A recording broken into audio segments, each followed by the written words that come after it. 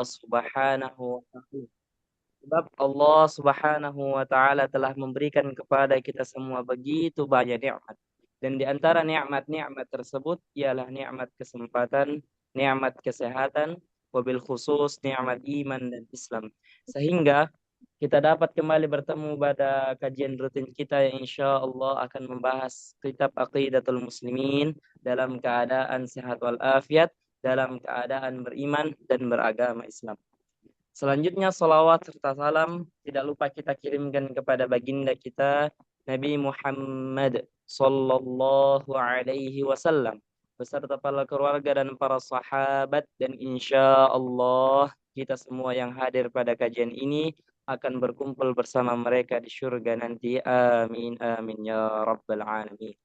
Selanjutnya sebelum kita memulai kajian, alangkah pentingnya saya mengingatkan diri saya pribadi dan seluruh jamaah yang hadir untuk meluruskan niatnya terlebih dahulu sebelum memulai kajian ini, hanya mengharapkan pahala dari Allah Subhanahu wa taala, hanya mengharapkan ridha dari Allah Subhanahu wa taala, agar apa yang kita lakukan pada malam hari ini tidak sia-sia melainkan mendapatkan pahala dari mendapatkan manfaat dari ilmu yang akan kita dapatkan dari guru-guru kita dan pahala yang akan diberikan oleh Allah Subhanahu wa taala.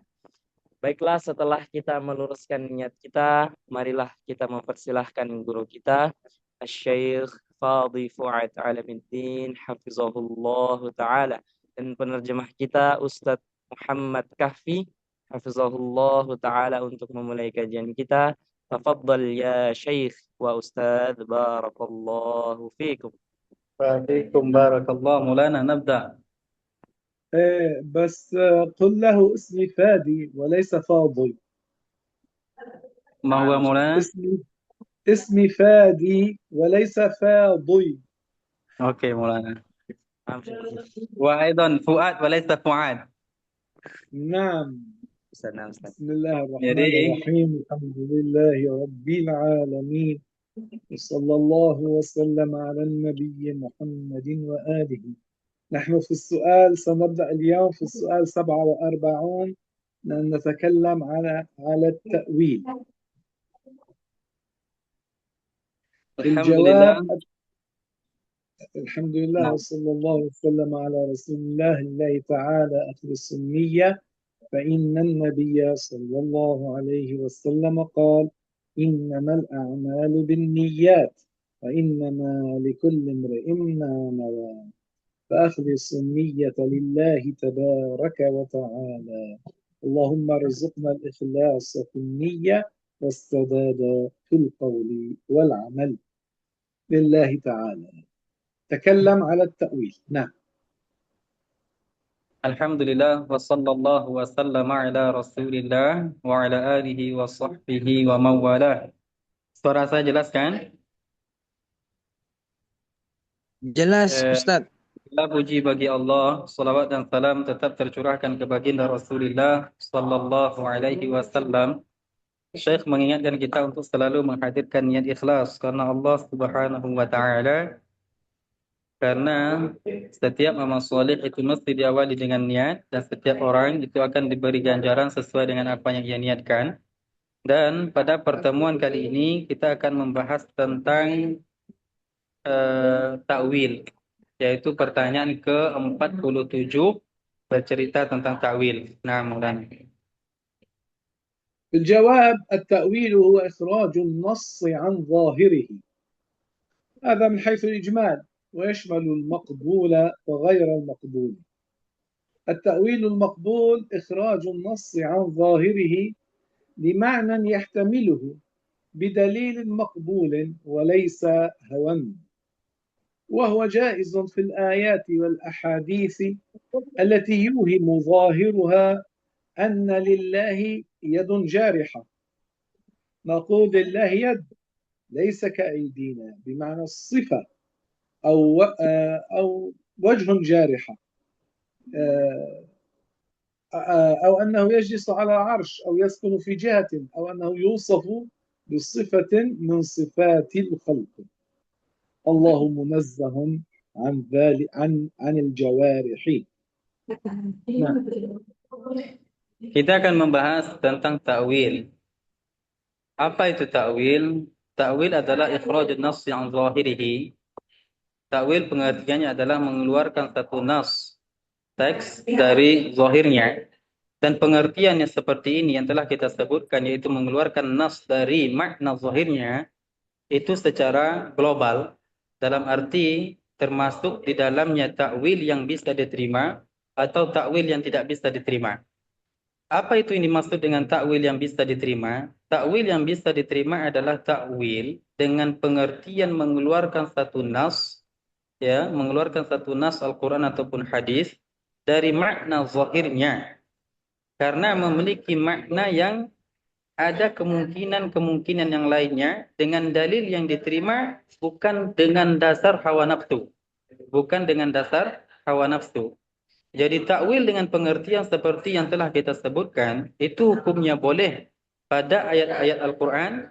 Begitu juga hadis-hadis Rasulullah sallallahu alaihi wasallam yang mana secara zahir dari ayat-ayat atau hadis-hadis tersebut memberikan pemahaman bahwa Allah Subhanahu wa taala itu memiliki tangan yang dalam bentuk atau merupakan anggota badan, atau secara zahir ayat tersebut atau secara zahir ayat hadis tersebut menunjukkan atau memberikan pemahaman, memberikan prasangka bahwa Allah Subhanahu wa taala memiliki wajah dalam makna anggota badan, atau Allah Subhanahu wa taala bersemayam di atas arasy, duduk di atas arasy, atau Allah Subhanahu wa taala bertempat tinggal di arah atas, atau Allah Subhanahu wa taala disifati dengan sifat makhluk. Ini semua merupakan secara zahir dari ayat-ayat hadis atau ayat-ayat hadis-hadis atau ayat-ayat Al-Qur'an. Secara zahirnya memberikan pemahaman bahwa Allah itu memiliki anggota badan. Jadi kita keluarkan dari zahirnya, kita keluarkan nas tersebut dari zahirnya, ini disebut dengan ta'wil. Maha suci Allah Subhanahu wa taala dari menyerupai sifat-sifat makhluknya. Nah, Maulana. نعم الدليل قال الله تعالى هو الذي أنزل عليك الكتاب منه آيات محكمات هن أم الكتاب وأخر متشابهات فأما الذين في قلوبهم زيغ فيتبعون ما تشابه منه ابتغاء الفتنة وابتغاء تأويله وما يعلم تأويله إلا الله والراسخون في العلم يقولون آمنا به كل من عند ربنا وما يذكر إلا أولو الألباب. الآية 7 من سورة آل عمران. وأما من الحديث الشريف فدعاء النبي صلى الله عليه وسلم لابن عمه عبد الله بن عباس بقوله اللهم علمه الحكمة وتأويل الكتاب. الحديث رواه ابن ماجه في سننه. نعم. Jadi ta'wil itu hukumnya boleh berlandaskan dengan ayat Al-Quran, begitu juga hadis Rasulullah sallallahu alaihi wasallam. Dalil dibolehkannya ta'wil dalam Al-Quran itu pada surah Ali Imran ayat 7. Firman Allah Subhanahu wa taala, "Huwallazi anzala 'alaikal kitaba minhu ayatun muhkamatun hunna ummul kitabi wa ukharu mutasyabihat." فأما الذين في قلوبهم زيغ فيتبعون ما تشابه منه ابتغاء الفتنة وابتغاء تأويله وما يعلم تأويله إلا الله والراسخون في العلم يقولون آمنا به kullum min 'indi rabbina wa ma yadhakkaru illa ulul albab. Ini pada firman Allah, wa ma ya'lamu ta'wilahu illa Allah warrasikhuna fil ilmi, menunjukkan atau dalil yang membolehkan yang namanya takwil. Adapun hadis baginda Rasulullah sallallahu alaihi wasallam, yaitu doa baginda Nabi untuk Abdullah bin Abbas radhiyallahu anhuma, Allahumma 'allimhul hikmata wa ta'wilal kitab. Ini hadis menjadi suatu dalil diperbolehkannya takwil, dan hadis ini diriwayatkan oleh Ibn Majah. Nah, Maulana. نعم.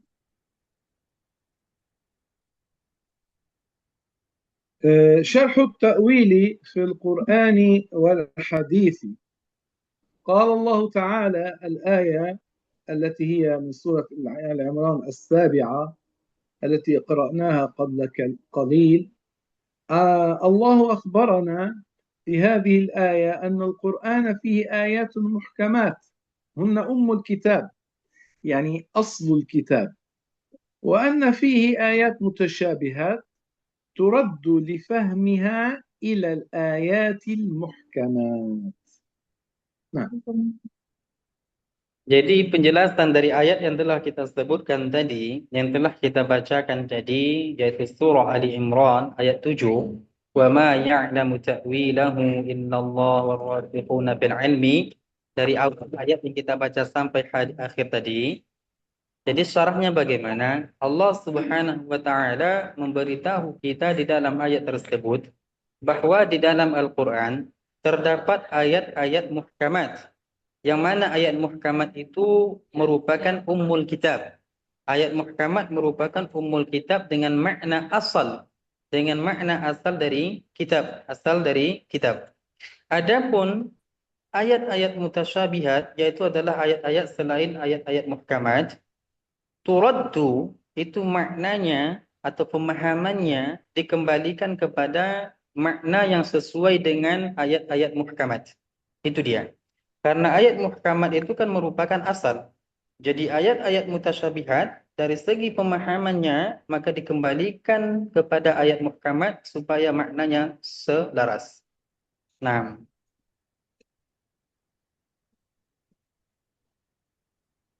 نعم.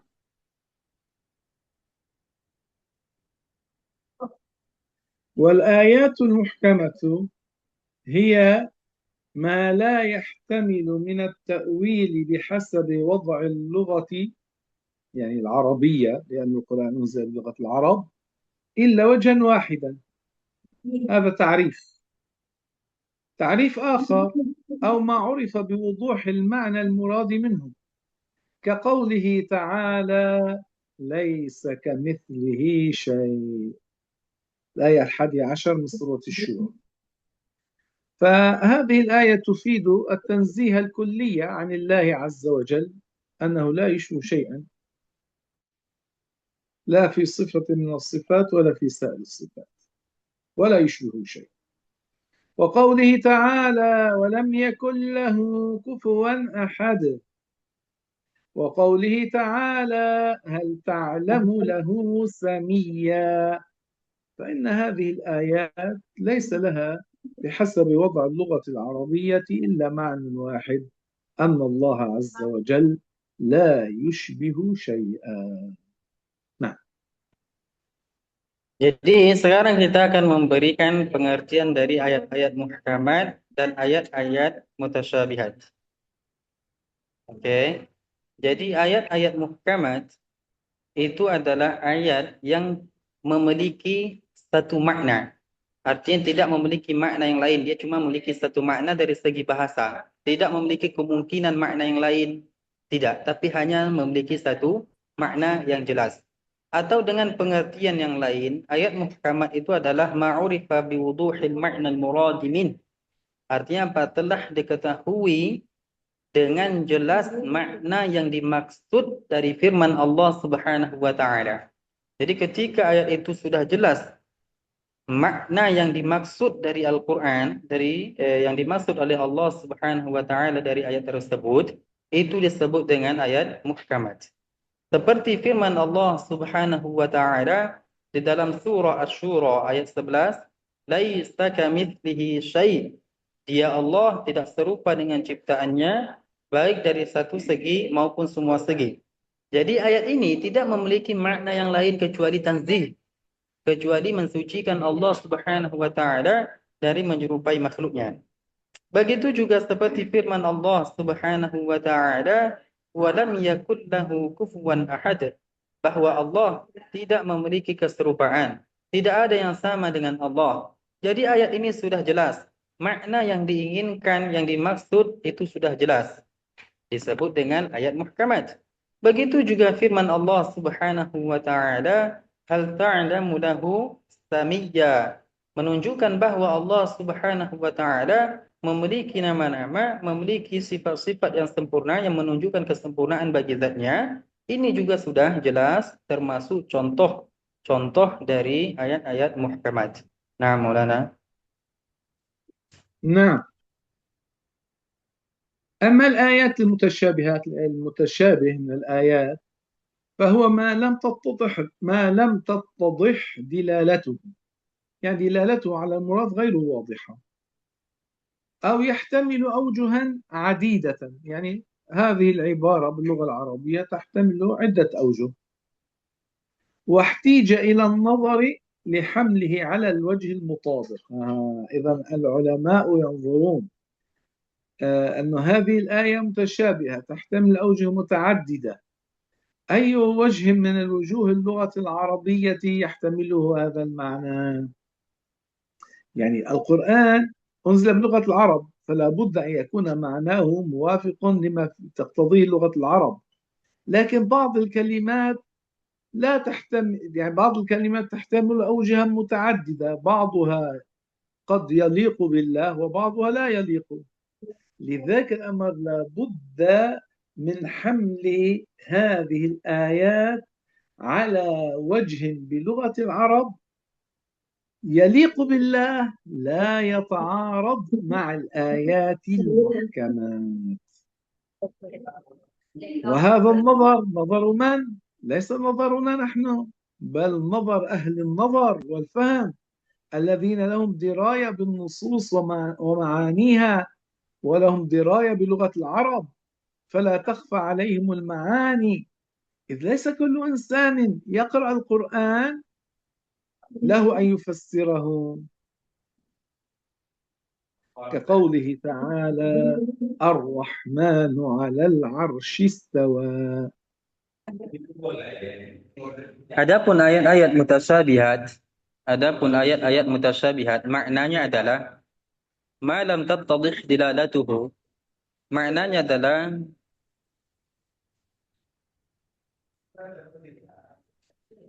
maksud dari ayat tersebut belum jelas, belum diketahui maksud dari ayat tersebut belum jelas. Oke. Atau dengan pengertian lain, ayat-ayat mutasyabihat yaitu ayat yang masih memiliki kemungkinan makna yang begitu banyak, maka diperlukan untuk penelitian oleh para ulama makna-makna yang layak bagi Allah Subhanahu wa taala. Terkadang ayat-ayat muhkamat pada satu kalimat itu memiliki makna yang begitu banyak, sebagian maknanya itu layak bagi Allah Subhanahu wa taala dan sebagian maknanya itu tidak layak bagi Allah Subhanahu wa taala. Ihtija ila an-nazar li hamlihi 'ala al-wajh al-mutabiq. Maka dibutuhkan untuk memahami dengan benar makna dari kalimat tersebut yang sesuai dengan ayat-ayat muhkamat supaya tidak bertentangan dengan ayat muhkamat, karena Al-Quran satu dengan yang lainnya itu tidak bertentangan. Pertanyaannya adalah siapa yang melakukan penelitian tersebut, an-nazar tersebut? Orang-orang yang memiliki pemahaman tentang ayat-ayat Al-Quran, begitu juga hadis-hadis Rasulullah, dan orang-orang yang memahami makna-maknanya. Orang-orang yang memahami bahasa Arab, karena Al-Quran itu diturunkan dengan bahasa Arab, maka dalam hal ta'wil atau memahaminya kita kembali atau merujuk kepada ulama-ulama yang memahami bahasa Arab. Ulama-ulama yang mereka tidak lepas dari pengetahuan tentang makna ayat tersebut. Jadi dari sini dapat kita pahami bahwa ayat mutasyabihat itu kan memiliki satu kalimat itu memiliki beberapa makna, sebagian yang layak bagi Allah dan sebagian yang tidak layak bagi Allah. Jadi perlu bagi kita untuk memahami mana yang layak bagi Allah. Kemudian kita maknai ayat tersebut sesuai dengan ayat-ayat muhkamat. Dan ini yang melakukannya adalah para ulama yang betul-betul paham tentang bahasa Arab, yang memiliki pemahaman tentang Al-Quran, begitu juga hadis-hadis Rasulullah. Oleh karena itu, tidak semua orang yang membaca Al-Quran bisa mentafsiri Al-Quran. Ingat, tidak semua orang yang membaca Al-Quran itu bisa mampu untuk mentafsiri Al-Quran. Seperti firman Allah Subhanahu wa taala, yaitu contoh dari ayat mutasyabihat, firman Allah Ar-Rahmanu 'alal 'arsy istawa. Ini contoh dari ayat mutasyabihat.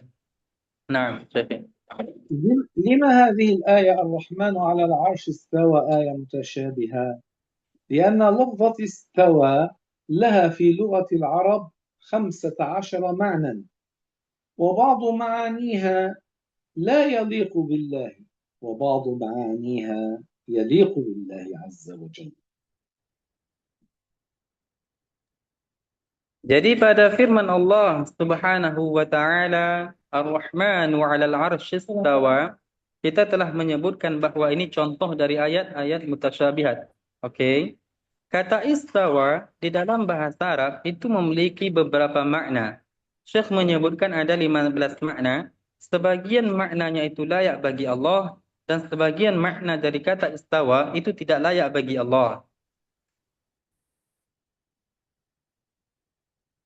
وقد ذم الله الذين يتبعون ما تشابه منه ابتغاء الفتنة، أي ابتغاء الإيقاع في الأمر المحظور، لأن غرض المشبهة في جدالهم أن يوقعوا السنية في اعتقادهم الباطل، والذين في قلوبهم زيغ ضلال مرض هم أهل الأهواء كالمعتزلة وغيرهم من المشبهة وغيرهم. وقد حصل في زمن سيدنا عمر بن الخطاب أن رجلا يقال له صبيغ بن عسل كان يسأل عن المتشابه على وجه يخشى منه فتنة، فضربه سيدنا عمر ثم نفاه وأمر أن لا يختلط الناس به. نعم.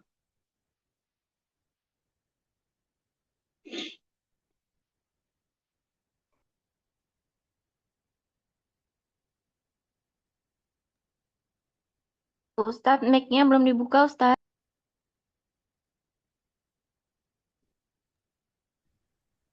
Di dalam ayat tersebut yang telah kita bacakan, yaitu surah Ali Imran ayat 7, bahwa Allah Subhanahu wa taala mencela orang-orang yang mengikuti ayat-ayat mutasyabihat dengan tujuan untuk menjatuhkan orang lain pada sesuatu yang diharamkan, sesuatu yang dilarang. yakni ibtigha'al fitnah dengan makna menjatuhkan orang-orang pada perkara yang dilarang, perkara yang haram. Karena tujuan orang-orang musyabbihah untuk membawa atau bercerita mengambil secara zahir ayat-ayat mutasyabihat, tujuan orang-orang musyabbihah wahabiyah, mereka ingin menjatuhkan orang-orang ahlus sunnah dalam kebatilan, menjerumuskan orang-orang ahlus sunnah dalam keyakinan mereka yang batil. Itu tujuan mereka. Begitu juga di dalam ayat yang telah kita sebutkan tadi, Allah Subhanahu wa taala mencela orang-orang yang di dalam hati mereka itu terdapat kesesatan, zaigh, yaitu kesesatan. Siapa mereka? Mereka adalah ahlul ahwa. Artinya apa? Mereka orang-orang yang berbicara meyakini sesuatu yang berlandaskan dengan hawa nafsu mereka. Sesuatu yang mereka pikirkan ini baik menurut mereka, kemudian mereka yakini, mereka katakan tanpa berlandaskan dengan Al-Quran, begitu juga hadis dan sebagainya. Ini disebut dengan ahlul ahwa. Seperti orang-orang Mu'tazilah, begitu juga selain orang-orang Mu'tazilah di luar ahlu sunnah wal jamaah. Pernah diriwayatkan dalam satu kisah pada masa Umar ibn Khattab radhiyallahu anhu bahwa ada seorang laki-laki yang bernama Dhabi' ibn Asal Asal Maulana. نعم Dhabi' bin عسل. Asal. Seorang laki-laki pada masa Umar ibn Khattab yang bernama Dhabi' ibn Asal. Dia pernah bertanya tentang mutasyabih. Mutasyabih yang mana pertanyaan tersebut itu ditakutkan jatuh kepada fitnah, jatuh pada sesuatu yang dilarang, sesuatu yang diharamkan. Apa yang dilakukan oleh Sayyidina Umar? Darabahu. Sayyidina Umar memukulnya. Kemudian Sayyidina Umar memerintahkan orang-orang supaya tidak bergaul dengannya. Dah, cerita seperti ini menunjukkan bahwa ayat-ayat mutasyabihat, orang-orang yang memahami ayat-ayat mutasyabihat dengan tujuan untuk menjatuhkan, menjerumuskan orang lain pada sesuatu yang terlarang, sesuatu yang diharamkan, ini hal yang buruk dan Allah Subhanahu wa taala mencelanya. Allah Subhanahu wa taala mencela orang tersebut seperti orang-orang musyabbihah wahabiyah pada masa ini. Mereka mengambil zahir-zahir ayat mutasyabihat dengan tujuan untuk menjerumuskan kita orang-orang ahli sunnah pada sesuatu kekufuran atau sesuatu yang berbahaya. Nah, Maulana. نعم. ثم سمى الله تعالى المحكمات أم الكتاب أي أم القرآن لأنها الأصل الذي ترد إليه المتشابهات. Kemudian, kenapa Allah Subhanahu wa taala menamakan ayat-ayat muhkamat dengan Ummul Kitab? Oke. Kita sebutkan tadi bahwa Ummul Kitab itu yang dimaksud adalah aslul kitab, yaitu Ummul Al-Quran atau asal Al-Quran. Karena ayat-ayat muhkamat itu adalah asal yang dikembalikan makna ayat-ayat mutasyabihat kepada ayat muhkamat tersebut. Disebut dengan asal. Karena alasan seperti ini dinamakan ayat muhkamat itu dengan asul kitab atau umul kitab. Nah, Maulana. ثم المتشابه قسمان أحدهما ما لا يعلمه إلا الله كوجبة القيامة يعني متى تكون على وجه التحديد، والثاني يعلمه الله والراسخون في العلم كمعنى الاستواء المذكور في قوله تعالى الرحمن على العرش استوى، فإن الراسخين في العلم فسروه بالقهر، لكن لا يقطع بأن مراد الله بالاستواء على العرش القهر إنما يظن ظنا راجحا. Nah. Jadi yang mutasyabih di dalam ayat-ayat Al-Quran itu terbagi menjadi dua. Ada yang mutasyabihat di dalam Al-Quran itu yang tidak diketahui kecuali Allah Subhanahu wa taala, seperti pastinya terjadi hari kiamat. Kapan terjadi hari kiamat itu tidak ada yang mengetahui kecuali Allah Subhanahu wa taala. Ini disebut dengan apa? Mutasyabih yang tidak diketahui kecuali Allah Subhanahu wa taala. Yang kedua, itu mutasyabih yang diketahui oleh orang-orang yang mendalami ilmu agama. Orang-orang para ulama yang memahami ilmu agama, seperti makna istiwa yang disebutkan di dalam firman Allah Ar-Rahman wa 'alal 'arsy istawa. Jadi kata istawa itu merupakan mutasyabih yang diketahui oleh para ulama, oleh orang-orang yang mendalami ilmu agama. Apa yang dikatakan para ulama tentang ayat ini, Ar-Rahman wa 'alal 'arsy istawa? Ar-Rafa innar rasikhina fassaruhu bil qahr, bahwa orang-orang yang mendalami ilmu agama, para ulama mentafsiri ayat Ar-Rahman wa 'alal 'arsy istawa dengan mengatakan istawa maknanya adalah al-qahr, yaitu menguasai. Akan tetapi makna istawa dengan makna qahara, oke, ini tidak pasti arti apa. Juga ada makna-makna yang lain yang layak bagi Allah Subhanahu wa taala selain makna al-qahr. فالمذمومون الذين ذمهم الله تعالى في القرآن بقوله فأما الذين في قلوبهم زيغ فيتبعون ما تشابه منه ابتغاء الفتنة وابتغاء تأويله هم الذين يحاولون تحديد وقت قيام الساعة وخروج الدجال، والذين يحاولون تفسير القسم الآخر من المتشابه على وجه فاسد كالتشبيه، فكلا الفريقين مذموم. نعم.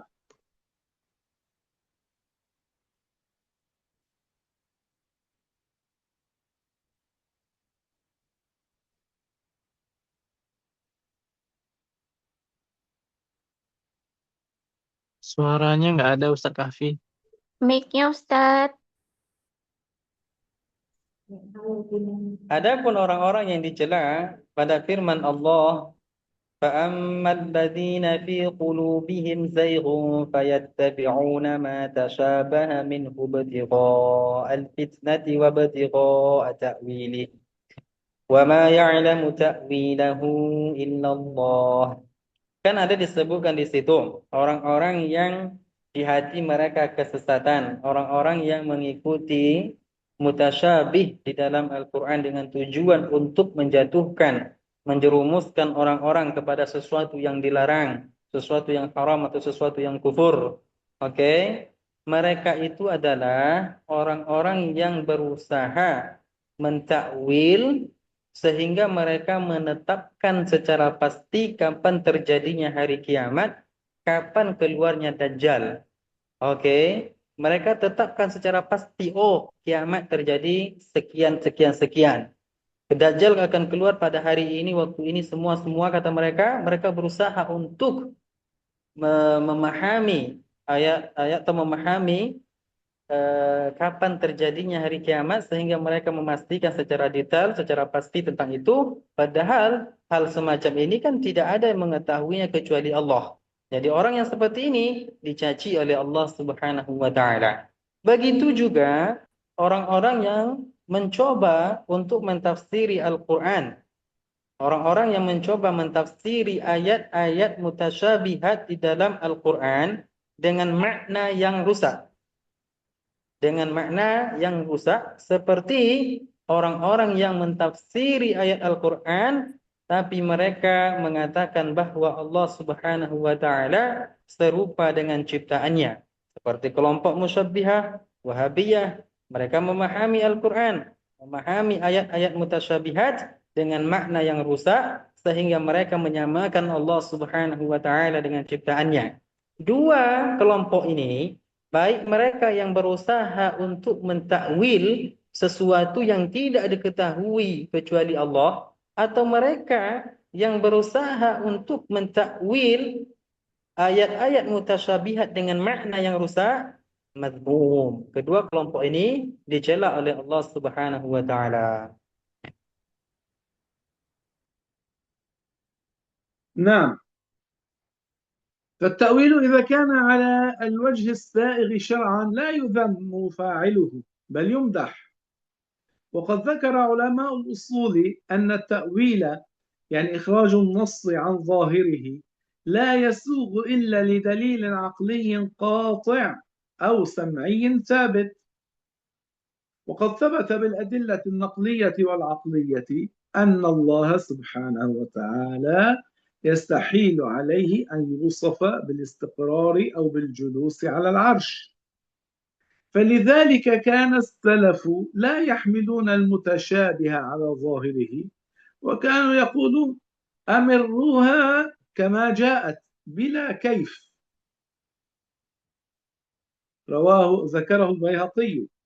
فلو كانوا يحملونها على ظواهرها ما قالوا بلا كيف، بل لقالوا بلا تفسير، لأن تفسير ظاهرها حينئذ معروف ومعلوم، وهو الاستقرار والعلو الحسي، وكلاهما يجب تنزيه الله تعالى عنهما.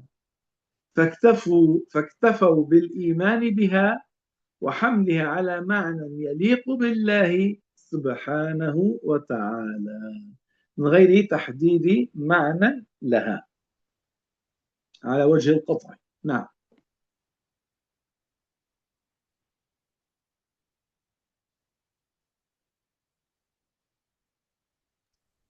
Suaranya Suara, ya, saya lupa. Maaf. Jadi, takwil, jikalau seandainya dilakukan dengan bentuk atau dalam bentuk yang diperbolehkan dalam syarak, oke, maka itu tidak tercela. Bahkan yang melakukan hal itu dipuji, orang yang dipuji. Jadi takwil jikalau seandainya dilakukan sesuai dengan tuntunan syarak, oke, dengan cara yang benar menurut syarak, maka ini bukan hal yang tercela, melainkan hal yang terpuji. Para ulama usul, para ulama tauhid, mereka telah menyebutkan bahwa takwil dengan pengertian mengeluarkan nas dari zahirnya, seperti itu tidak boleh dilakukan kecuali adanya dalil akal yang pasti dan adanya dalil Al-Quran, begitu juga hadis yang sabit. Akal yang pasti, qati', begitu juga sam'iyyun sabitun, Al-Quran, begitu juga hadis yang pasti, yang jelas. Dan sabit dengan dalil-dalil akal, begitu juga dalil-dalil Al-Quran dan hadis, bahwa Allah Subhanahu wa ta'ala itu mustahil disifati dengan sifat duduk.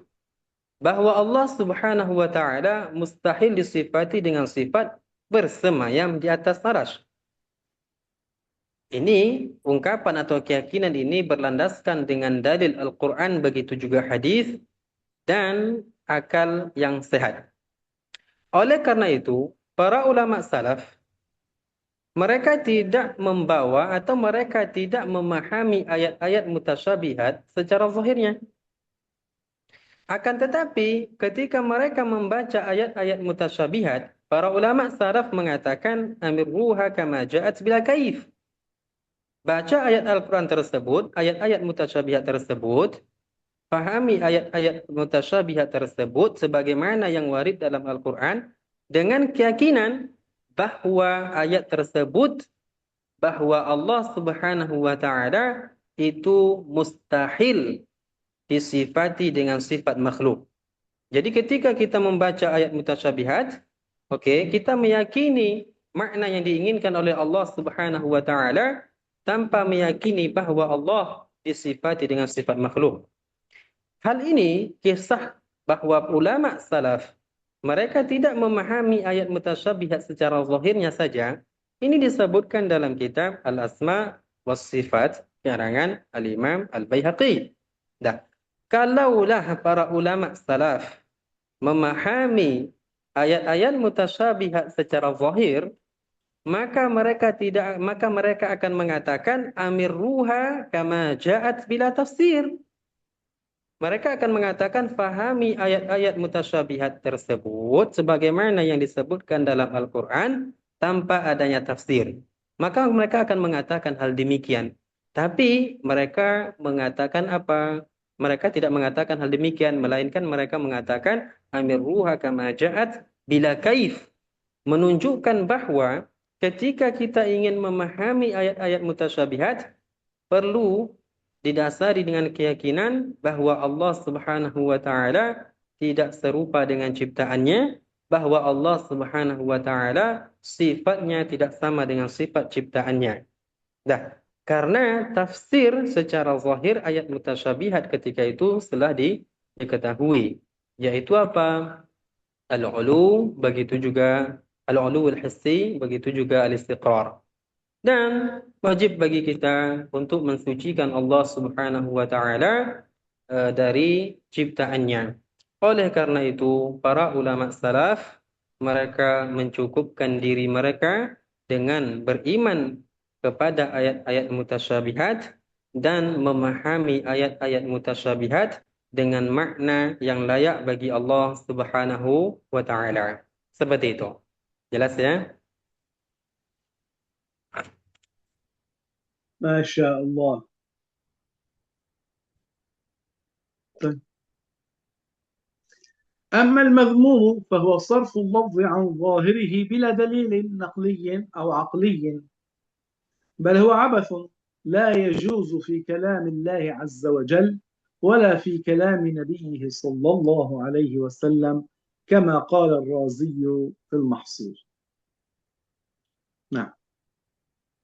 Adapun hal yang dicela adalah memalingkan lafaz ayat Al-Quran atau hadis-hadis mutasyabihat dari zahirnya tanpa dilandasi dengan dalil akal yang pasti, tanpa didasari dengan dalil Al-Quran dan hadis yang sabit.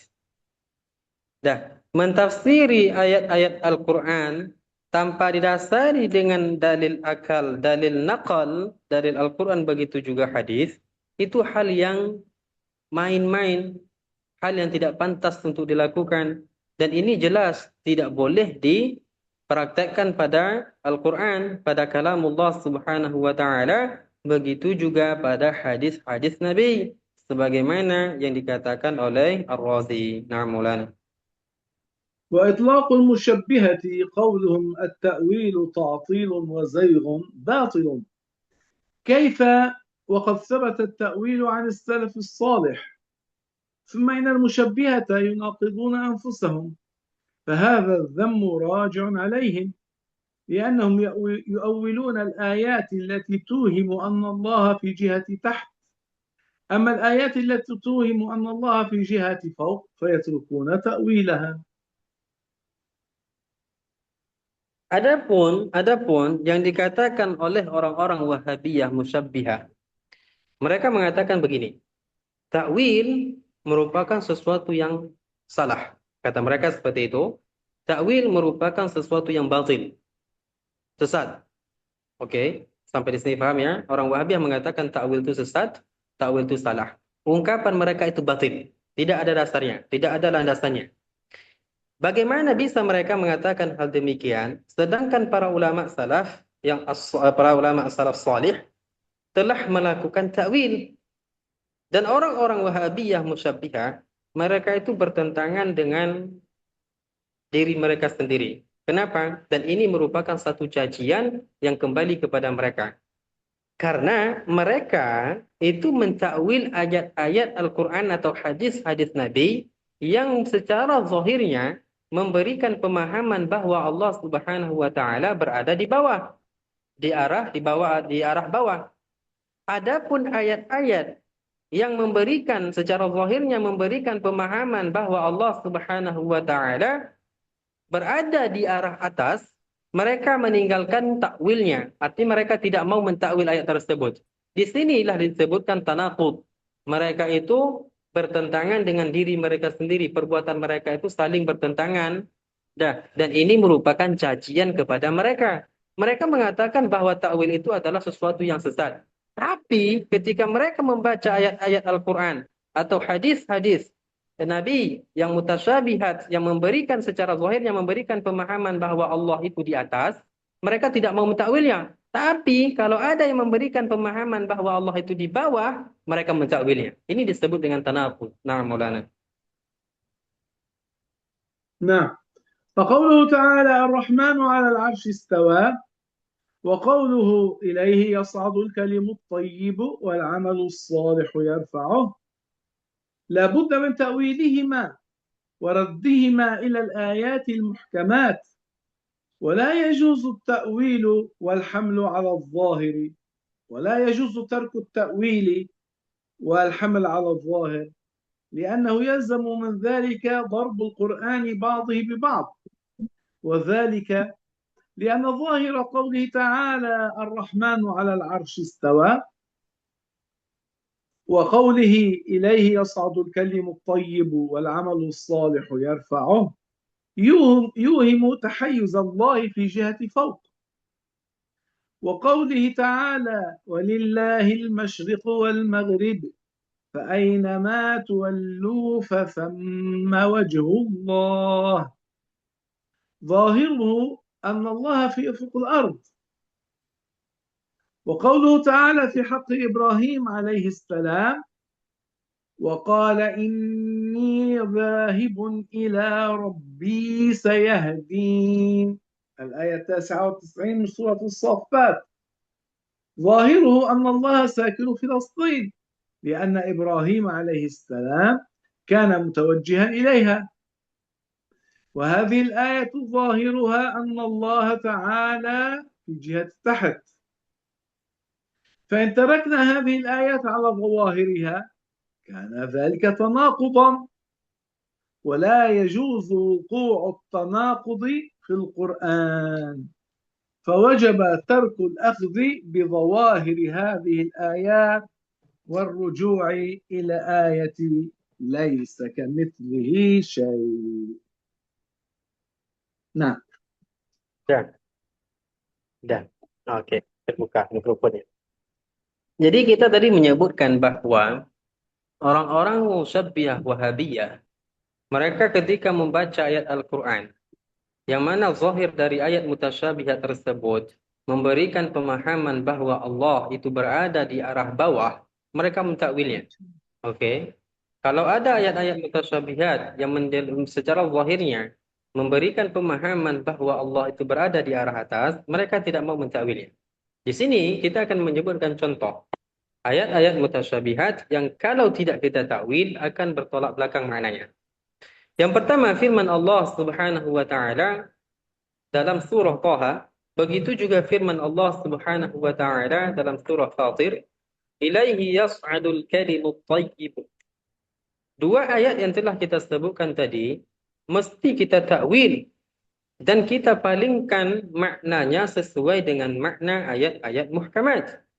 Tidak boleh bagi kita untuk meninggalkan takwil pada dua ayat yang telah kita sebutkan tadi, lalu mengambil, memahami secara zahir makna dari dua ayat yang telah kita sebutkan tadi.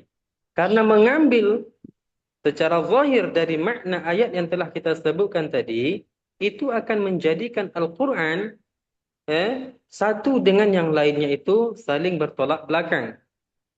Pertama, dengan berlandaskan mustahil Al-Quran satu dengan yang lainnya itu saling bertolak belakang.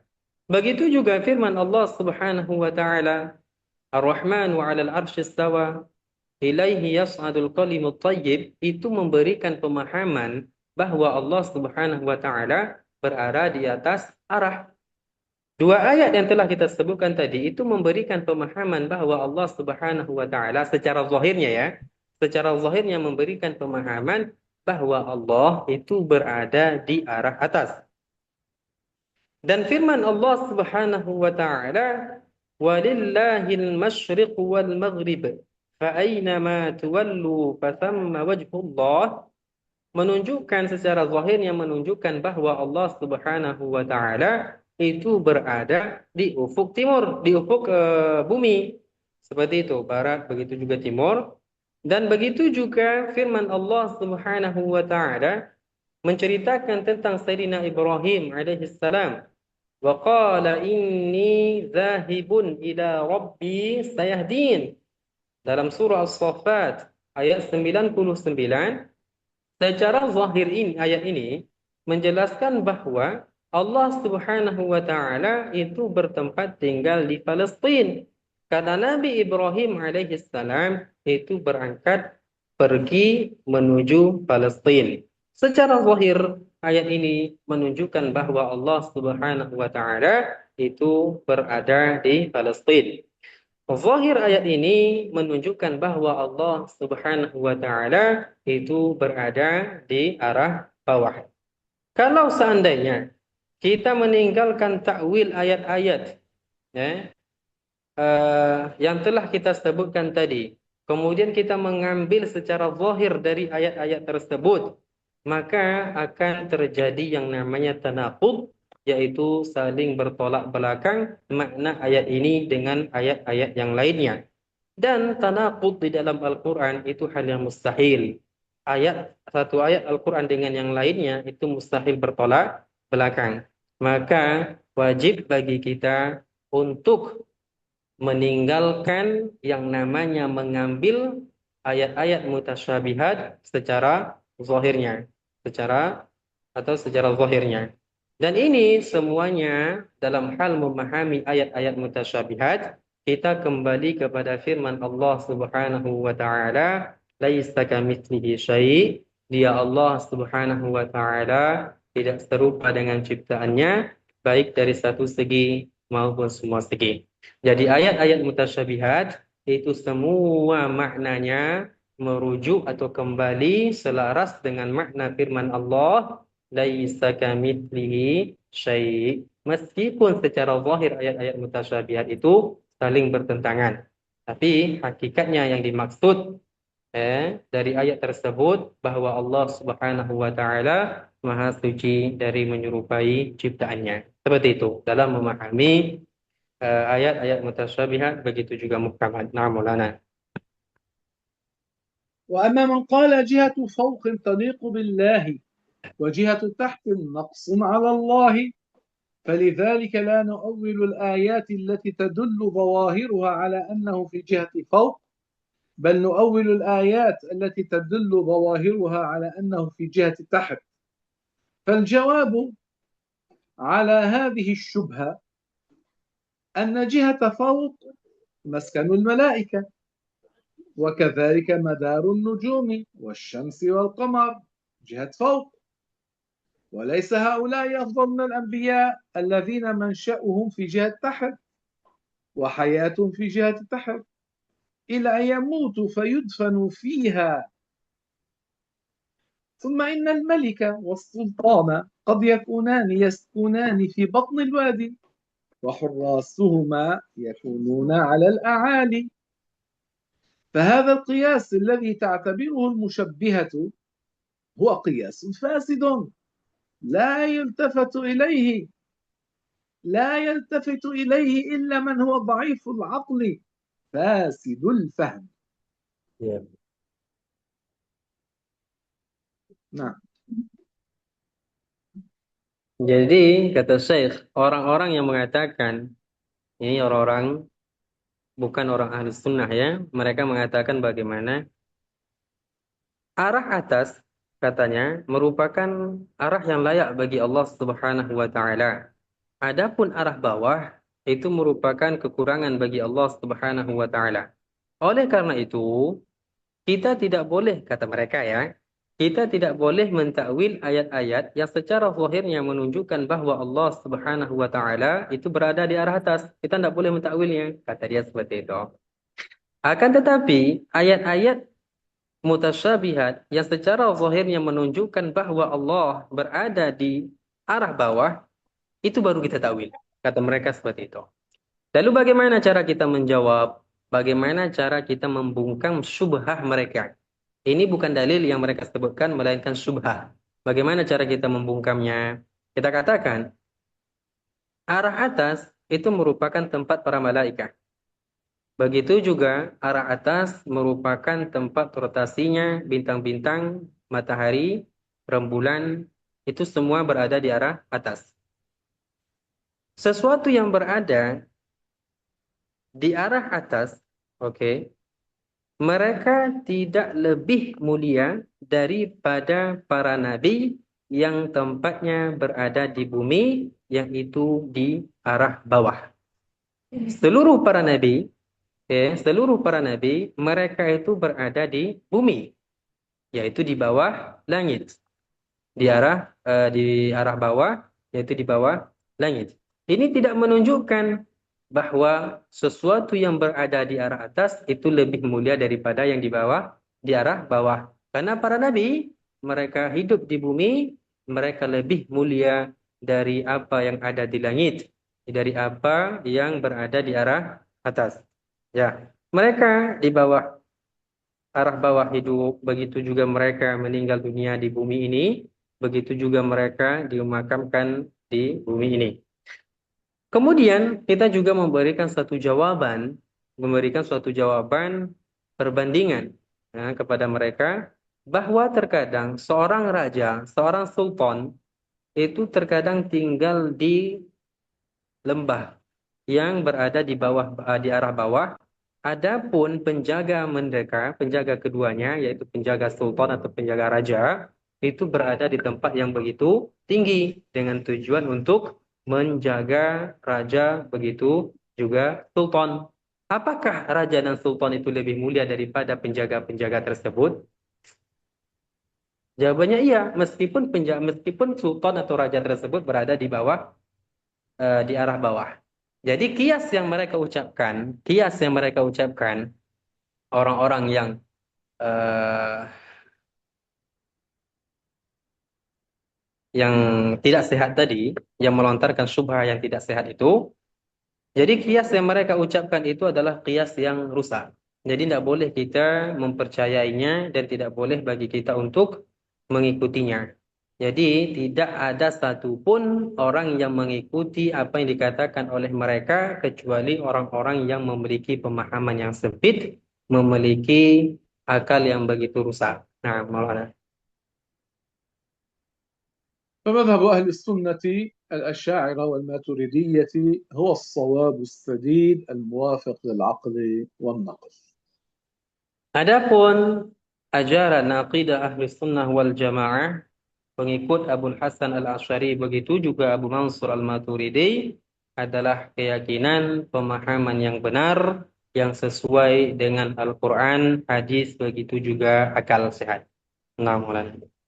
وقال أبو نصر القشيري في التذكرة الشرقية كما نقل الشيخ محمد مرتضى الزبيدي في إتحاف السادة المتقين فأن قيل أليس الله تعالى يقول الرحمن على العرش استوى فيجب على قوله فيجب الأخذ بظاهره قلنا الله يقول أيضا وهو معكم أينما كنتم ويقول ألا إنه بكل شيء محيط فينبغي على مقتضى كلامكم أيضا أن نأخذ بظاهر هذه الآيات حتى يكون على العرش وعندنا ومعنا ومحيطا بالعالم محدقا به بالذات في حالة واحدة والواحد يستحيل أن يكون بذاته في حالة واحدة بكل مكان قالوا قوله وهو معكم أينما كنتم يعني بالعلم ألا إنه بكل شيء محيط إحاطة العلم قلنا وقوله تعالى الرحمن على العرش استوى حفظ وقهر وأبقى انتهى قول القشيري. Jadi kata Syekh Al-Qushairi, Abu Nasr Al-Qushairi, di dalam kitab At-Tadhkiratus Syarqiyah, sebagaimana yang dinukil oleh Muhammad Murtadha Az-Zabidi di dalam kitab Ithaf As-Sada Al-Muttaqin, jikalau seandainya ada yang datang kepada kita misalkan, lalu mengatakan, bukankah Allah Subhanahu wa Ta'ala berfirman, Ar-Rahmanu 'alal 'arsy istawa? Apakah wajib bagi kita untuk mengambil secara zahir ayat ini? Apa yang dikatakan oleh para ulama? Allahu yaqulu aidan, Allah Subhanahu wa Ta'ala juga berfirman di dalam ayat yang lain, wa huwa ma'akum aynama kuntum. Begitu juga berfirman di dalam ayat yang lain, ala innahu bikulli syai'in muhit. Maka ketika kita mengambil ayat Ar-Rahman wa 'alal 'arsy istawa secara zahirnya, maka kita juga harus mengambil ayat wa huwa ma'akum aynama kuntum dengan ayat ala innahu bikulli syai'in muhit secara zahirnya juga. Jadi setelah kita mengambil tiga ayat ini secara zahirnya, akan memberikan pemahaman bahwa Allah Subhanahu wa Ta'ala itu bersemayam di atas arsy. Begitu juga Allah ada bersama kita, begitu juga dekat bersama kita, begitu juga Allah Subhanahu wa Ta'ala mencakup segala sesuatu, kan seperti itu dalam satu waktu. Yani bahwa Allah Subhanahu wa Ta'ala muhitan bil alam, yaitu apa namanya? mencakup alam semesta ini dalam satu waktu, ini hal yang mustahil. Dan Allah Subhanahu wa taala sebagaimana yang kita yakini yaitu wahidun esa, tidak ada sekutu bagi Allah, yaitu esa. Sesuatu yang wahid, yang esa itu mustahil dalam satu waktu eh, berada pada setiap tempat. Itu mustahil. Itu mustahil. Oleh karena itu tidak boleh bagi kita mengambil ayat Ar-Rahman wa 'alal arsy istawa secara zahirnya, atau ayat wa huwa ma'akum aina ma kuntum secara zahirnya, atau ayat ala innahu bikulli syai'in muhit secara zahirnya juga tidak boleh. Karena ketika kita mengambil tiga ayat ini secara zahirnya, maka akan bertentangan makna satu dengan yang lainnya. Lalu apa makna dari firman Allah yang telah kita sebutkan tadi? Para ulama menyatakan firman Allah wa huwa ma'akum yakni bil adab, bahwa Allah Subhanahu wa taala dengan makna ma'akum itu adalah bahwa Allah mengetahui apa yang terjadi bersama kita. Apa yang terjadi dengan kita, Allah Subhanahu wa taala mengetahuinya. Adapun firman Allah bi kulli syai'in muhit, yakni ihatatul ilm, bahwa Allah Subhanahu wa taala Maha mengetahui segala sesuatu tanpa terkecuali. Itu maknanya. Bukan maknanya bahwa Allah Subhanahu wa taala berada di sini, di sana, di sini, di sana, enggak. Ya, ingat ya. Begitu juga firman Allah Subhanahu wa taala Ar-Rahman 'alal 'arsy istawa, maknanya adalah hafidha wa qahara wa abqa. Bahwa Allah Subhanahu wa taala yang menguasai, yang menjaga arasy, bukan bermakna bahwa Allah bersemayam di atas arasy. Sampai di sini berakhirlah ucapan Al-Qushairi di dalam kitab At-Tadhkiratus Syarqiyyah.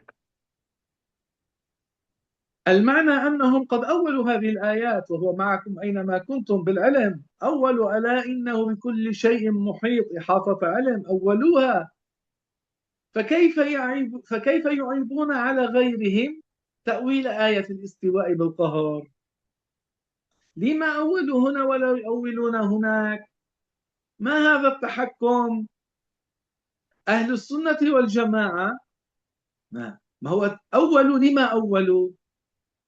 لأنه لا يجوز، لأن هناك حاجة للتأويل، لأن إن لم يؤولوا يكون في ذلك تشبيه لله بخلقه. فالداعي للتأويل بهذه الآيات هو الذي السبب في تأويل آية الرحمن على العرش استوى. فما هذا التحكم؟ يؤولون ما يريدون ولا يؤولون ما يريدون. أهل السنة والجماعة يثبتون لله تعالى الصفات مع التنزيه عن مشابهة الخلق، أثبتوا ما أثبت الله لنفسه مع تنزيهه تعالى عن أن تكون صفاته من لوازم الجسمية كالجلوس والانتقال والتحيز في جهة من الجهات والتغير والتطور وسائر أمارات الحدوث. فيؤولون آيات الصفات وأحاديث الصفات من المتشابه بترك حملها على الظواهر. وهنا مسلكان كل منهما صحيح، مسلك السلف ومسلك الخلف، وهو الذي سنتكلم به في الدرس المقبل إن شاء الله تعالى. Jadi apa yang telah kita sebutkan tadi, bahwa para ulama mereka kan juga mentakwil, atau orang-orang musyabbihah wahabiyah, mereka kan mentakwil sebagian ayat dan mereka tidak mentakwil sebagian ayat. Mereka mentakwil ayat-ayat yang nanti memberikan pemahaman bahwa Allah Subhanahu wa taala berada di arah bawah. Tapi mereka tidak mentakwil ayat-ayat Al-Quran yang secara zahirnya menyatakan bahwa Allah itu berada di arah atas. Oke. Para ulama kita jelasnya mereka mentakwil, tidak mengambil ayat-ayat mutasyabihat secara zahirnya. Mereka orang-orang yang melarang mentakwil, melarang takwil, Lalu mereka mencela orang-orang yang mentakwil. Bukankah mereka juga mentakwil ayat Al-Quran? Bagaimana bisa mereka mencela orang-orang yang mentakwil ayat istawa dengan makna qahara? Mereka mentakwil ayat Al-Quran. Kemudian ketika ada yang mentafsiri atau mentakwil ayat Al-Quran Ar-Rahman wa 'alal 'arsy istawa dengan mengatakan bahwa istawa maknanya adalah qahara, bagaimana bisa mereka mencaci orang-orang tersebut? Yang mereka lakukan mentafsiri ayat Al-Quran sesuai dengan hawa nafsu mereka. Tapi ayat-ayat yang lainnya tidak mau mereka tafsir, mereka takwili. Ayat yang memberikan pemahaman bahwa Allah itu berada di arah atas mereka tinggalkan. Tapi ketika ada ayat yang secara zahirnya menunjukkan bahwa Allah itu berada di bawah, arah bawah, mereka mentakwilnya. Fama hadzal tahakkum. Ini disebut dengan tahakkum. Artinya apa? Dasar atau ucapan yang tidak memiliki dasar sama sekali. Adapun Ahlus Sunnah wal Jamaah, mereka menetapkan bahwa Allah Subhanahu wa taala zat yang disifati dengan sifat yang sempurna, yang tidak serupa dengan ciptaannya. Dan Ahlus Sunnah wal Jamaah menetapkan sifat bagi Allah Subhanahu wa taala disertai dengan keyakinan bahwa Allah Subhanahu wa taala Maha Suci dari sifat-sifat jisim, bahwa Allah Subhanahu wa taala Maha Suci, mustahil baginya disifati dengan sifat-sifat jisim. Seperti apa? Jisim itu benda ya. Seperti duduk, mustahil bagi Allah. Begitu juga al-intiqal, yaitu berpindah dari satu keadaan atau berpindah dari satu tempat ke tempat yang lain, itu merupakan sesuatu yang mustahil bagi Allah. Memiliki tempat, memiliki arah, itu juga hal yang mustahil bagi Allah. Berubah, itu juga hal yang mustahil bagi Allah. Atau tawur, perubahan, atau semua sifat-sifat yang baharu, itu mustahil bagi Allah Subhanahu wa taala. Mustahil bagi Allah Subhanahu wa taala.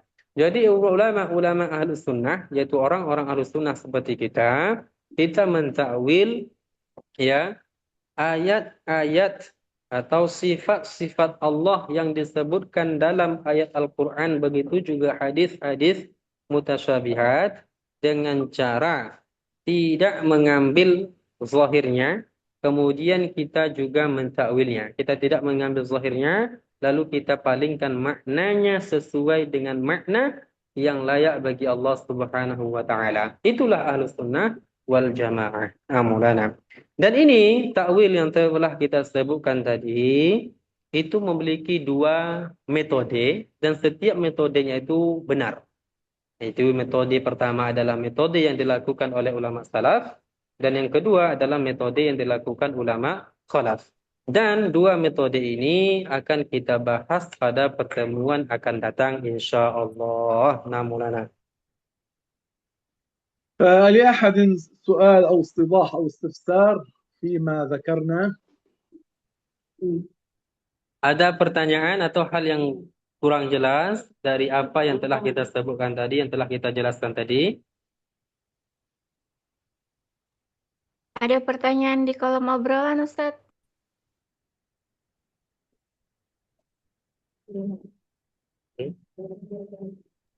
Mau dibacakan atau gimana, Ustadz?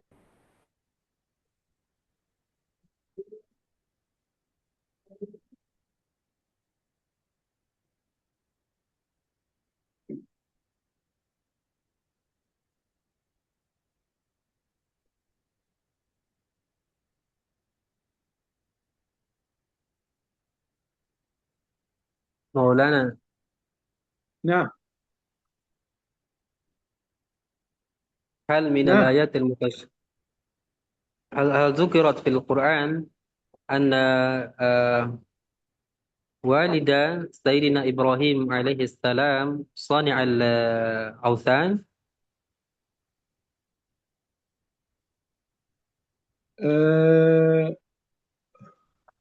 هو ورد ذلك نعم. وورد ذلك في القرآن. هل هذه الآية من الآيات المتشابهة؟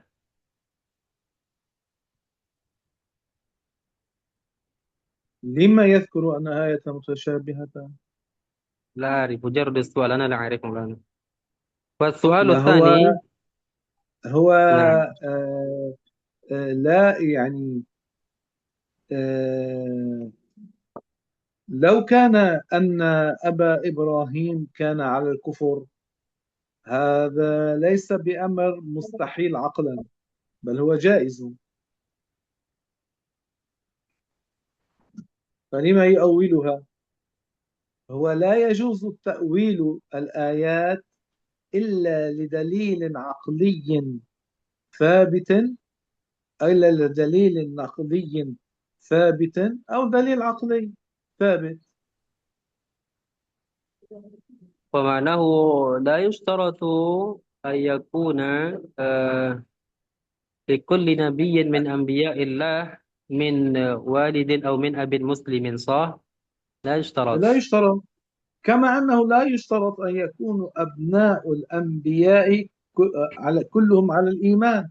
أليس أحد أبناء نوح كان على الكفر ومات كافرا غرقا؟ بلى.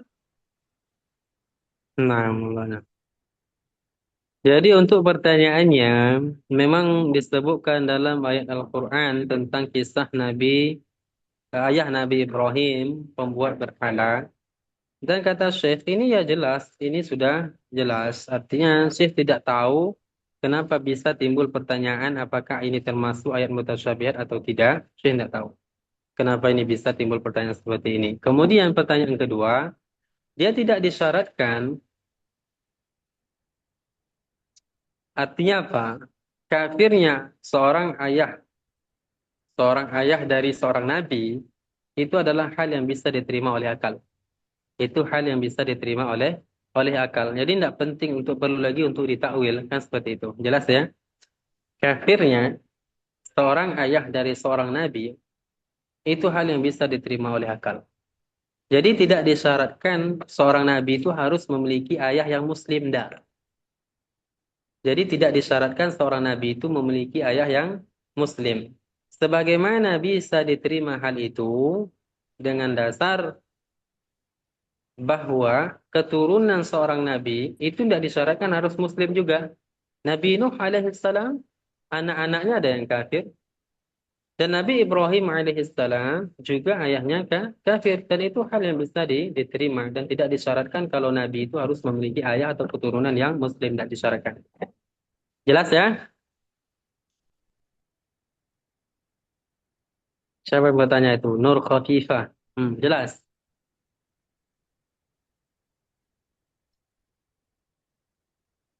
Halo, jelas. Jelas katanya Ustadz. Iya katanya. Oke. Baik, silakan yang ingin bertanya lagi. Satu pertanyaan, silakan.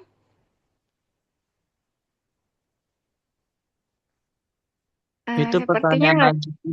pertanyaan lanjutannya, dan apakah wajib bagi Rasulullah itu harus lahir dari nasab yang bersih dari orang-orang musyrik? Pertanyaannya dia yang selanjutnya. Kan sudah saya jawab. Sudah dijawab tadi tuh barusan. Dijawab itu. Apa jawabnya Ustadz? Yang itu Ustadz. Ya tidak disyaratkan. Sebagaimana tidak disyaratkan harus keturunan seorang nabi itu harus muslim, dah. Anak dari Nabi Nuh banyak yang ada yang kafir. Begitu juga Nabi Ibrahim alaihissalam, ayahnya seorang kafir. Jadi tidak disyaratkan. Oh, Semuanya itu berlandaskan dengan dalil Al-Quran. Begitu juga hadis. Oke? baik Ustadz. Berarti termasuk juga Nabi Muhammad ya Ustadz ya? Apa? Termasuk juga dengan Nabi Muhammad ya? Kenapa Nabi Muhammad? Nabi Muhammad ya, orang tuanya Muslim kan Ustadz? Ya Muslim. Baik Ustadz. Ayah Nabi Muhammad Muslim. Erik, semuanya berlandaskan dengan dalil saya bilang tadi kan. Ketika ada nas Al-Quran begitu juga hadis yang mengatakan bahwa ayah Nabi Ibrahim alaihissalam itu kafir, ya itu kita imani. Nabi dalam perihal Nabi Muhammad sallallahu alaihi wasallam, ayah dan ibu beliau itu selamat dari api neraka. Masuk surga, udah selesai. Baik Ustaz, barakallahu fiikum. Wafikum barakallah.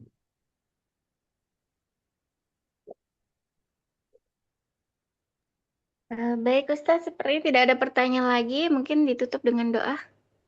Tanya dulu, ada lagi pertanyaan atau tidak?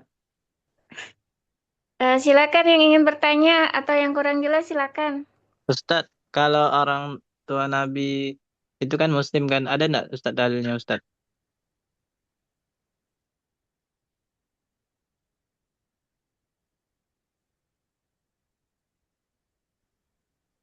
Maulana, نعم. هل هناك دليل يدل على أن أبوي رسول الله ناجيان من النار؟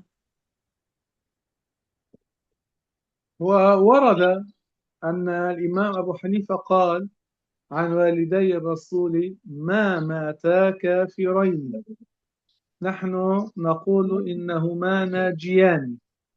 هلا ما سبب نجاتهما؟ اختلف العلماء في ذلك على أقوال،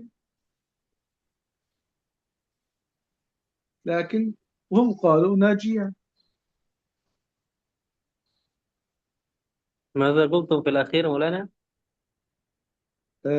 ما سبب نجاتهما؟ العلماء اختلفوا على أقوال. إلى هنا بس؟ اختلفوا على أقوال متعددة. Baik, Maulana. Jadi kata Syekh, disebut warid dalam satu ungkapan dari Al-Imam Abu Hanifah radhiyallahu anhu. Beliau mengatakan bahwa kedua orang tua Rasulullah sallallahu alaihi wasallam itu tidak meninggal dalam keadaan kafir. Itu yang ditetapkan oleh Imam Abu Hanifah. Adapun alasan, nah, ya kita meyakini bahwa kedua orang tua Rasulullah itu tidak masuk dalam api neraka, selamat dari api neraka. Apa sebab selamat keduanya dari api neraka? Para ulama berbeda pendapat dalam hal ini. Artinya apa? Ada beberapa alasan para ulama yang menyatakan bahwa baginda Rasulullah kedua orang tua Rasulullah itu selamat dari api neraka. Ada beberapa alasan. Nah, ada lagi? Barakallahu fiikum Ustaz. Wa syaikhi. آمين فيكم بارك الله. Silakan jika ada lagi. Dek, kalau sewa tempat ini berapa? Kalau sewa tempat ini berapa? Ustadz mau sewa tempat sudah.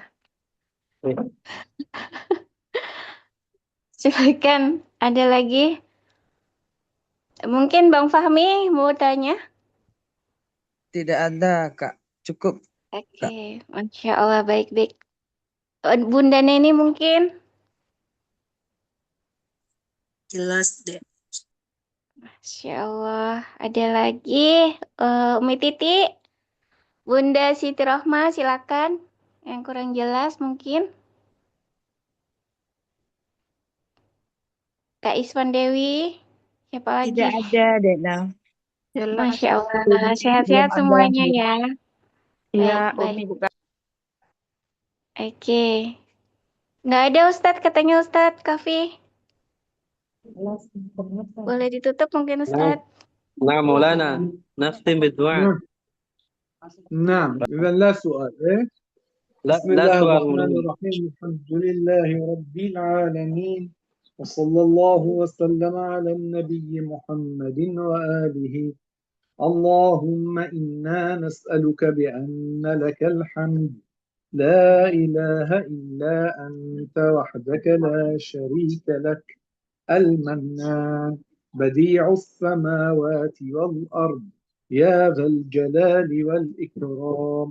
اللهم أعنا على حفظ القرآن الكريم واحفظنا ببركته وبركة النبي محمد صلى الله عليه وسلم. اللهم ارزقنا زيارة قبره الشريف في المدينة المنورة وأكرمنا برؤيته في المنام على صورته الأصلية. اللهم إنا نسألك التقوى والولاية والثبات على كامل الإيمان، ونسألك شهادة في سبيلك ووفاة في بلد نبيك. اللهم علمنا ما ينفعنا وانفعنا بما علمتنا وزدنا علما. اللهم تقبل منا صلاتنا وصيامنا وركوعنا وسجودنا ودعاءنا وسائر طاعاتنا. اللهم متعنا بأسماعنا وأبصارنا وصحتنا وقوتنا ما أحييتنا، واجعله الوارث منا. اللهم اكفنا بحلالك عن حرامك، وأغننا بفضلك عن من سواك. ربنا لا تزغ قلوبنا بعد إذ هديتنا، وهب لنا من لدنك رحمة إنك أنت الوهاب. اللهم أدخلنا الجنة بسلام. اللهم اجعلنا من الذين تبشرهم الملائكة بدخول جنتك، واجعلنا من الذين يبشرهم سيدنا عزرائيل برحمتك ورضوانك. اللهم نور قبورنا ووسعها مد البصر، واجعلها روضة من رياض الجنة، ولا تجعلها حفرة من حفر النيران.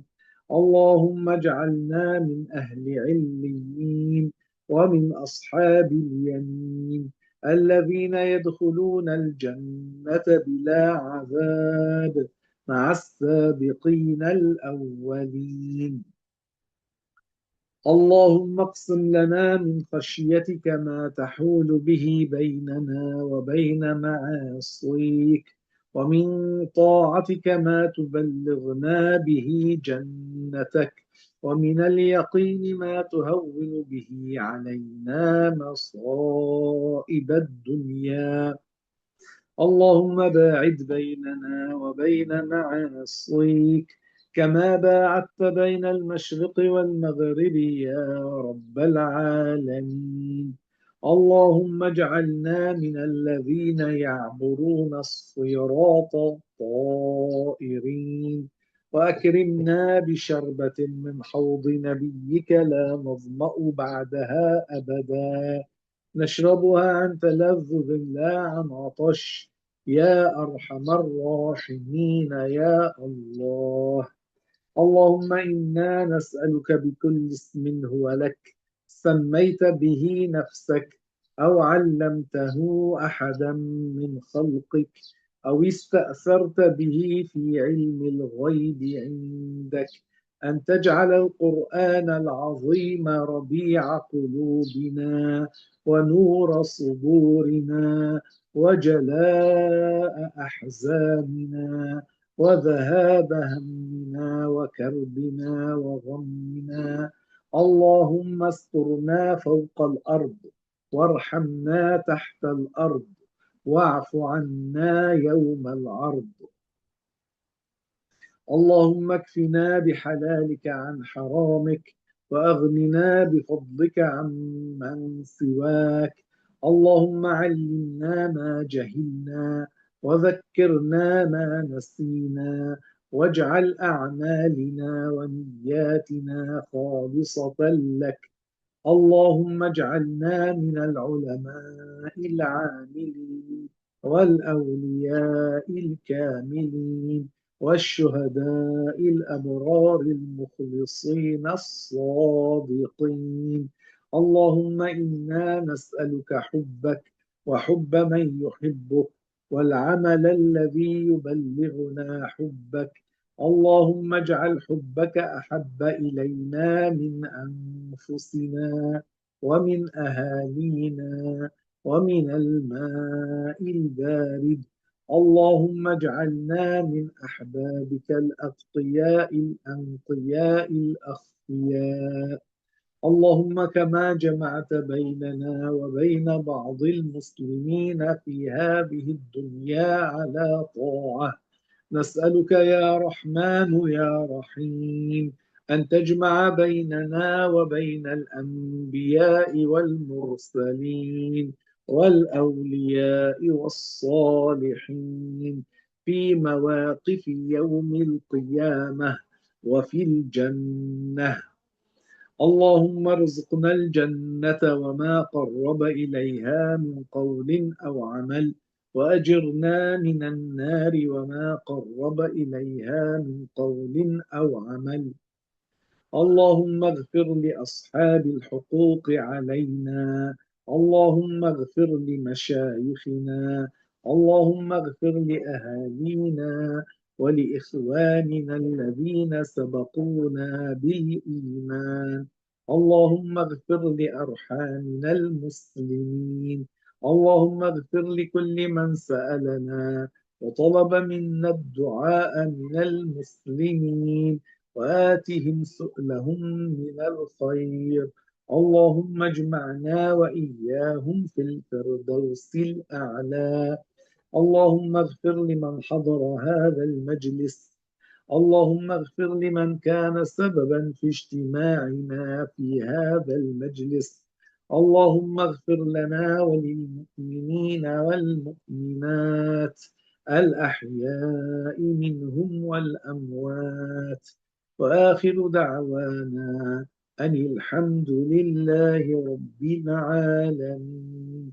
اللهم صل وسلم وبارك على سيدنا محمد النبي الأمي الحبيب المحبوب العالي القدر العظيم الجاه، وعلى آله وصحبه الطيبين الطاهرين، ومن اتبعهم بإحسان إلى يوم الدين. اللهم وتقبل منا بسر سورة الفاتحة.